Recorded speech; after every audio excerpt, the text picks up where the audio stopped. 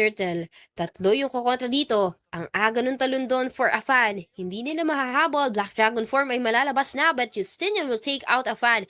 Open yung Turtle ngayon. Makukuha pa nga dito para Oof. sa side ng isang YSS. For that retry battle, alam mo, mahirapan ka sa bigayan. Pero ito na nga, kumonek pa nga yung Spatial Migration into that Golden Ooh! Hour into 2. Tapos magkakasaluhan pa nga ng damage. SO. Up.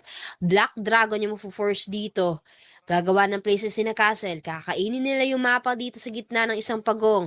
Magbabawian sila Crimson Biko will be forced. Justin yung makakapag-retribution ng isang turtle. Pero baga na ngayon yung alter ego para ilalim yung laro nila. Si Oof. Dingaray yung makakakuha Ay, ng ang kill. ganda. Yung mapipicturean doon. Dalawa yung magkokontra. Babawi muna ng konti sila AFK. Dingaray will take it. Ito ng first time ang isang Claude lalo at papasok mula dito sa may likod. Ayun na nga with that Fatal Links. Pero dahil sa Fatal Links, nagmintis yung SOD Uy! versus Castle with that Dragon Form. Pero siya pa ata ay masusuklian at mabibigyan. Triple kill. Si RP pala, yun nandun. Nakumonek pala. Yung naka-ready dito para hindi malapitan ng isang Claude. Kay Dingaray maiiwan ngayon yung Lord. Black Dragon form will be forced. Eto na yung Mountain Shocker. Ito-trap na agad for the ultimate of the YSS. Si Kojik yung makakakuha ng kill. Si Afan yung mawawala. But a blazing duet again for Dingaray will try to take it down.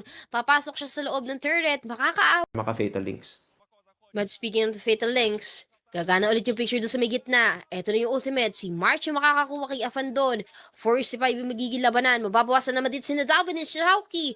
Babawi muna ng konti yung isang Pakito. And even at the SOD ay tatamang wala doon sa may likod. Si March yung makakakuha ng kill. But Blazing Duet will be applicable dito para sa side ni Garay. Matuturn down din yung enemy. Na ginamit para lang patagalin yung engage ni Justinian at na-retry nga naman ni Afan. Tuloy pa rin Dragon Form to disengage. Pero ito na yung Blazing Duet na nanggagaling kay RP. Aray ko. Nag-split sila para ma-decide kung sino yung mas importante. Si Justinian goes down. 3 on the side of Uy. Versatime goes down. I will be ended.